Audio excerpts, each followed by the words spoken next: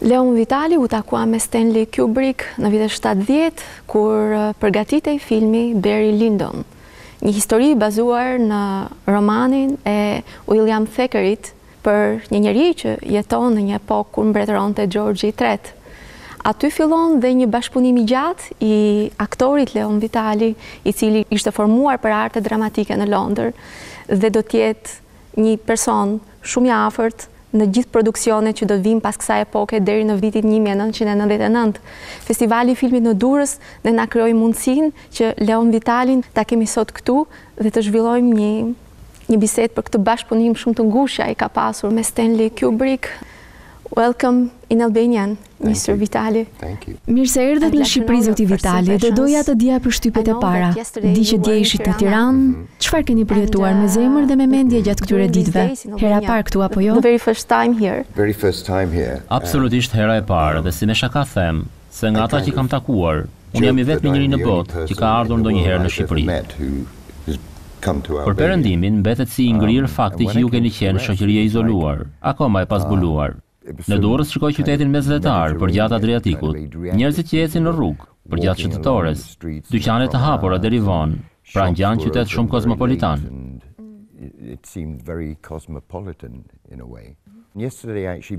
Dje vizitova Tiranën me rastin e shfaqjes së Barry Lyndonit në shkollën e filmit Marubi. Duke hyrë në qytet, ngjecëm në trafik, sepse ishin bllokuar disa rrugë. Kaluam me makinë nëpër disa rrugica.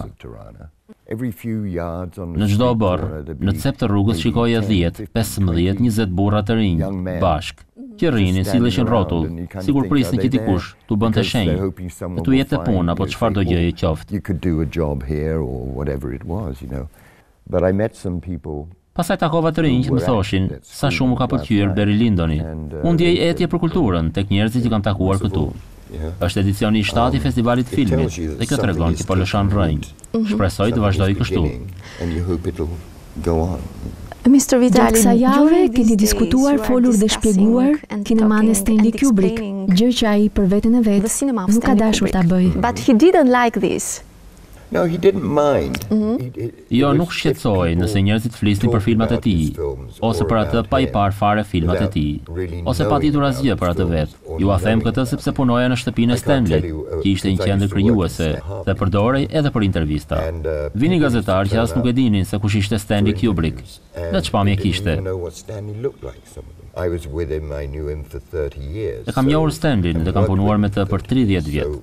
Dhe di se çfarë dhe si kanë ndodhur gjërat. Okay, Barry Lyndon. You saw Lord Bullingdon. Atëherë Barry Lyndon, duhet kujtoj një moment. Lord Bullingdon bashkë me vllajën e vogël Brian, vëlla nga nëna, në një ceremonial në hallin e koncerteve. Brian ka veshur këpucët tuaja. Personazhi juaj shfaqet në skenën më sfiduese të filmit apo jo? It is a very challenging scene for your character, isn't it? It is, yes. And because the point he's trying to make is that sepse thelbi që po përpiqet të përcjell është, unë jam biri yt, i yti Lady Lyndon. Jam biri yt, e sidoqoftë po më vërzon nga kjo gjendje, nga bota shoqërore ku jam lindur dhe jam rritur. Dhe ky uzurpator, Redmond Barry, oportunist, qëndron këtu i qetë. Madam, his brutal and ungentlemanlike behavior, his open infidelity, his shameless robberies and swindling of my property and yours.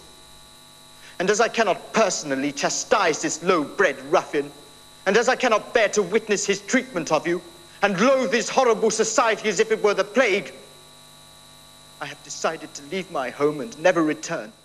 There is Thackeray there. There is Pikërisht në këtë skenë kemi Thackeray ku është bazuar filmi. Kemi skenarin që ka shkruar Stanley Kubrick, por edhe Hamletin e Shakespeare-it. Shakespeare there. Yes, there is. But that's the beauty. Është e vërtetë, edhe kjo është e bukura. Kur mendon për Shakespeare-in për shembull, ai është marrë kaq shumë me ato që ti vjen të quash 7 mëkatet dekatare. Lakmia, cilia, ambicia, xhelozia dhe gjithë të tjerat që ekzistojnë me njeriu, që është në kryet herës dhe vazhdojnë akoma të jetojnë tek ai. Nuk ka rëndësi në çfarë periudhe e vendos historinë që do tregosh, po nëse subjekt është një nga këto tema njerëzore, ka për të funksionuar, sepse raca njerëzore vazhdon të sillet një lloj. Dhe si e fituat ju rolin? Dua të them si ishin rrethanat e takimit tuaj të parë. Takimi i parë me Stanley Kubrick nuk kishte ndodhur deri në momentin që mbërrita në vend xhirim. Sapo kisha kryer shkollën e dramës dhe punoja aktor profesionist. Është e zakonshme që kur intervistohesh për një rol, bashkë me një foto tregon gjithë përvojat e tua. Takohesh me producentin. Edhe pas kësaj nuk mund të thuash a është i përshtatshëm ky aktor apo jo, për atë që duhet të jetë. Stanley Kubrick ishte regjisori i parë në Angli që përdori videokamerën në audicionet e aktorëve. Ai dërgonte casting director, i cili duhej të xhironte një skenë që na ishte dhënë për ta mësuar. Një skenë e vogël, 3 minuta. Ai shikonte këto xhirime dhe vendoste. Kur bëra provën për filmin Barry Lyndon, prita një kohë, gati 7 muaj, për t'u hedhur në xhirime. Dhe kur shkova ishte vetëm një skenë dialogu, sepse historia e tëra po merrte rrjedh krejt tjetër. Aty Stanley vendosi se duhej të shkruante disa skena të tjera për personazhin tim, kështu që më mbajti atje deri në fund të filmit. Gjatë intervistës publike në Durrës, ju folët për dy natyra dialogu, dialogu i mençur dhe ai mekanik. Tek Barry Lyndon është e dukshme ajo formë prej insighti e dialogut, si e krijonte Kubrick dialogun që kërkonte prej aktorit. Ekzistojnë lloje të ndryshme filmash që i quajmë naturalist, realist, komedi, por çfarë do lloj tipi apo zhanri të lëvrosh? Qëllimi mbetet po ai. Si të kapësh thelbin e të vërtetës së një gjendjeje dhe që aktorët, brenda asaj gjendjeje, të jenë të vërtetë. Edhe kur luan në komedinë më të mprehtë e më të shpejtë, thelbi duhet të dalë nga këtej. Duhet të vijë nga një shkëmbim.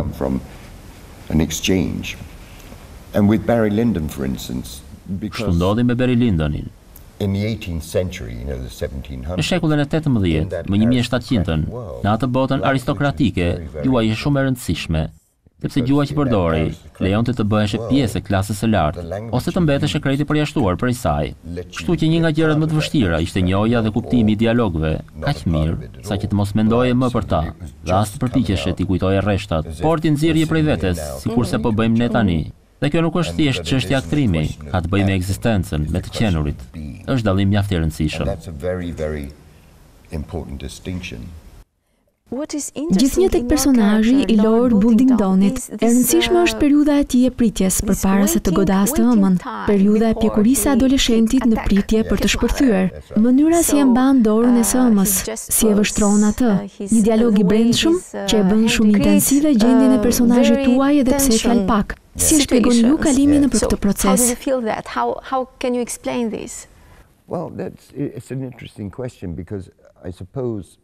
Ajo që duhet të bëjë ky personazh është akumulimi i gjithë çfarë ka ndodhur më përpara. Barry Lyndon takon nënën e Lord Bullingtonit, dhe ky nuk e honep fare, sepse Barry po uzurpon vendin e teatrit. Gjithkohës Lordi i ri drejtohet këtij burri me emrin Redmond Barry, që është emri irlandez i Barry Lyndonit. Çka e bën të ndihet i fyer, duke i kujtuar origjinën. Në skenën e hollit të koncerteve, Lord Bullingtoni flet për këtë rufjan, për këtë njeri ambicioz dhe rrethin e urryer shoqëror.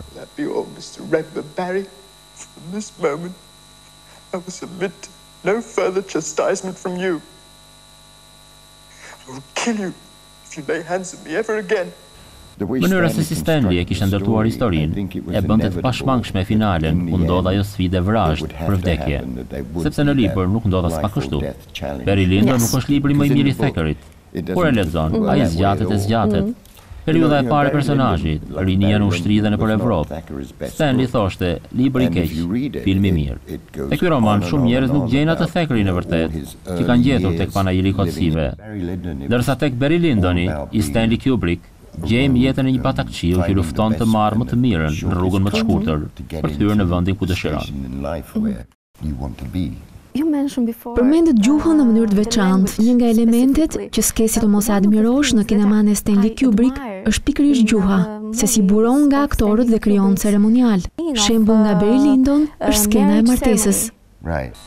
We are gathered together here in the sight of God and in the face of this congregation to join together this man and this woman is not in any way to be enterprised nor taken in hand unadvisedly, lightly or wantonly, to satisfy men's carnal lusts and appetites, like brute beasts that have no understanding. Është e mrekullueshme ajo skenë, mënyra si ka punuar regjizori aty. Kur shikon ceremoniale martesash nëpër filma, ky moment shënon një mbajtje fryme, ndarjen nga jeta e vjetër dhe fillimin e një jete të re. Por me atë ceremoni që na tregon Stanley dhe me atë priftin që predikon, ti kupton nga mënyra e tij e citimit të Biblës se martesa është për të bërë fëmijë, nuk është për kënaqësi. Pra, gjithë këto deklarata serioze. Përcisi që Berlini nuk i kishte. Pikërisht, ai nuk kishte as aristokracinë. Ka diçka tjetër që mendoj se është e mrekullueshme. Unë jam lindur në Angli në vitin 1948, kohë kur ekzistonte një lloj dëshire e zjarrt tek njerëzit e klasës së mesme, që aspironin për pak aristokraci, për të qenë pjesë e rrethit të dukëve, e politikanëve të rangut të lartë. Por kupton se as këta nuk jetojnë atë mënyrën që predikojnë. Nëse je i martuar, rri besnik, mos flirto. Nga shkëlqimi kujtoi skenën e banjës ku Jack Torrance dhe Delbert Grady dialogojnë gjatë. Është fantastike si janë vendosur dhe i depërtojnë mendjen e njëri tjetrit. That's right. Mr. Grady, you were the caretaker here. I recognize you. I saw your picture in the newspapers. You, chopped your wife and daughter up into little bits. And, then you blew your brains out.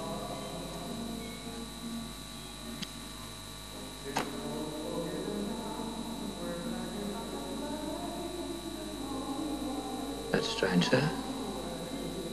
I don't have any recollection of that at all. Mr. Grady, you were the caretaker here.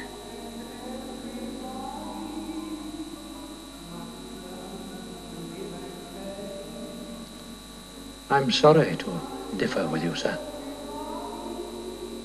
But you are the caretaker. You've always been the caretaker. Dhe është shumë e qetë. Fizikisht aktorët janë mjaft të qetë. Është interesante vendosja e tyre që krijon tension. Nëse do të luajë në mënyrë naturaliste, kjo skenë nuk do të funksiononte. Grady është faktor, është ustaj i hotelit, është shpirti i tij. The spirit, let's say. This is how it is. So yesterday night, as I said, I was watching. Siç ju thash, dje në mbrëmje po rishija shkëlqimin dhe dokumentarin që ka bërë Vivian Kubrick për realizimin e horrorit në vitin 1980. Atje ju pash dhe juve duke vrapuar sa para prapa Denit, protagonistit vogël. Përse Stanley Kubrick ju donte juve si asistent personal? Oh, well, I can, when we were shooting Barry Lyndon. Kur shkova të xhiroj Barry Lyndonin, në shkrova kontratë për 13 ditë xhirime, por kjo punë kërkoi 8 javë kohë. Unë qëndrova deri në fund të filmit për 8 muaj e gjysmë. Stanley e pa se mund ta ndihmoja për djalin e vogël që luan vllajin tim nga nëna, sepse ishte shumë i lëvizshëm. Për të kthyer tek shkëlqimi, kur ati ra në dorë libri i Stephen Kingut dhe mendonte për djalin që do të luante Denin, ai mendoi për mua thjesht nga që e dinte interesimin tim për procesin e filmbërjes. Më kërkoi të shkoja në Amerikë për të gjetur aktorin e vogël, të kërkoja me kujdes në mesin e fëmijëve, të punoja me ta për të gjetur më të mirën. Për 6 muaj në Denver, Chicago dhe Kansas, kam bërë audicion dhe kam xhiruar 4000 fëmijë. Pas këtij operacioni zgjodhëm Denin, që ishte absolutisht zgjedhja e duhur. Veç kësaj u deshën 3-4 seanca të gjata pune me të, sepse Stanley donte të shihte sa përshtatej ky fëmijë. Kam punuar për dialogun, për kamerën, pra ai më dërgonte gjithandej. Mr. Vitali, you said before. Si me shaka thatë se pas një libri të keq ai shihte një film të madh, por nuk është kështu kur ai zgjedh Stephen Kingun, Arthur Schnitzlerin për Ice White Shot.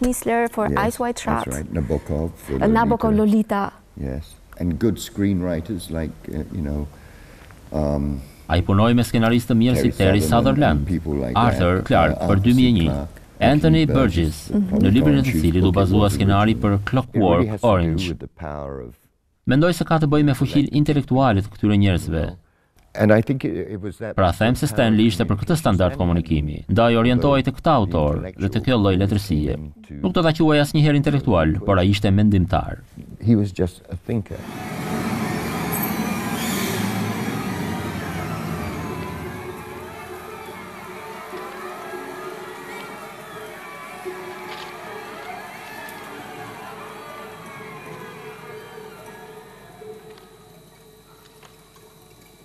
How do you like it? Stanley was the kind of filmmaker where Stanley ishte tipi regjisori ku çdo kuadër qëndronte më vete. Mos harrojmë që e nisi karrierën si fotograf dhe mbante parasysh se një kuadër duhet përmbajë informacionin e nevojshëm për personin që ndodhi në atë kuadër, së bashku me sfondin. Kjo është arsyeja pse i pëlqente të filmonte me lente kënd të gjera, sepse donte ta filmonte individin brenda miljes. To see the person inside the milieu rather than just that. Yes. Shining është në këtë aspekt dëshmi më vete e përdorimit të teknikës duke përuruar ardhjen e Steadicamit. Dhe kemi shpiksin e Steadicamit në këtë film, Garrett Brownin. Kemi kamerën gjaktare, po aq gjarpëruese sa që është përdorur në veprën e tij të fundit, Ice White Shot. Çfarë mund të ndani për këtë përvojë të re kinematografike gjatë xhirimit të shkëlqimit? Shooting Shining. I think Garrett Brown krijoi Steadicamin dhe pati si ide fillestare një kamera e aftë që shkonte në vend duke qenë në lëvizje. Kështu po zgjidhej një problem i veçantë në bërjen e filmit. Ti do të thotë shmangje ndërprerje e veprimit për shkak të portave, shkallëve apo çfarë do qoftë. Kjo anë artistike po vinte me anën praktike të zgjidhjes së problemit. Tani kamerën mund ta çojë në vende të vështira dhe veprimi filmik ruhej si një i vetëm. E pas kësaj, filluan të xhirohen papritur firma të tërë me Steadicam. Por Steadicam nuk ishte shpikur për këtë qëllim. Po bëhej një lloj marketingu siç mund të jetë sot xhirimi në 3 dimensional ose në stereo sound. Ajo që më duket me interes prej kësaj mënyre të re të xhiruari është shfrytëzimi i teknologjisë për të eksploruar jetën e familjes me shëndet mendor të smur. Atë jetë që ndodhet midis dhomës 237 dhe dhomës së artë. Stabiliteti i tyre mendor endet mes këtyre dy dhomave dhe kjo është historia. And this is the story. It is so fucking typical of you to create a problem like this when I finally have a chance to accomplish something, when I am really into my work. I could really write my own ticket if I went back to Boulder now, couldn't I? Shoveling out driveways, working a car wash. Did that appeal to you? Jack. Wendy, I have let you fuck up my life so far, but I am not gonna let you fuck this up. That's right, and having a Steadicam. Tamam kështu dhe falë Steadicamit, ti e zhvendos dikë me njëherë nga një dhomë tek tjetra. Pra ekziston kjo lidhje e vazhdueshme që rrjedh. Të gjitha ato vende xhirimit të ndërtuara kaq bukur në studio u realizuan fal imazheve që kisha marrë kur intervistova mijëra fëmijë në Amerikë. Kemi xhiruar në dhoma të ndryshme hotelesh, deri në kuzhinë dhe në vendet ku qëndronte stafi, sepse janë të gjitha këto detaje në thellësi që krijojnë filmin si tërësi. So between these two rooms there is Ekziston diçka midis dy dhomave që thon me fjalët e personazhit të Jack Nicholsonit është barra e njeriu të bardhë. The white man's burden. Kështu e quanin skoçin, pijen alkolike. Kishte marrë këtë emër në ditët e perandorisë, sepse kudo që ti ishin, në Afrikë apo Indi, alkooli ishte një nga ato gjëra që shumë njerëz e përdornin për të vrarë ditën, sepse s'kishin që bënin tjetër. There was nothing else to do. Por është shumë simbolike. It's very symbolic. You know? And it was called also the Është tepër simbolike. Është quajtur White Man's Burden, edhe për arsyeën se indigjenët në Afrikë dhe në Indi nuk e përdornin alkoolin në atë mënyrë që e përdornin të bardhët. Dhe me kalimin e kohës, perandoritë e tyre u shkatërruan. Është interesante sepse ky grup fjalësh hap portën e ideve, metaforave, krahasimeve. Por gjëja më e rëndësishme është që me këtë film, Stanley ndryshoi rrënjësisht idenë për zhanrin horror. Para shkëlqimit, ky zhanër ishte diçka teatrale, zbavitëse e çuditshme, me personazhe Frankensteinin, njeriu ujk, me skenar marramendës dhe me një lojë aktrimi të mbingarkuar. Stanley donte dhe i arriti të sillte në ekran pikërisht faktorin psiqik, dhe te kjo pikë donte ta mbërthente fantazinë. Qenia njerëzore është shumë më ndërlikuar se sa kur thua për dikë ai është mizor, i padrejt apo i babëzitur. Këto mund të jenë faktor përcaktues për karakterin, por nuk janë e tëra.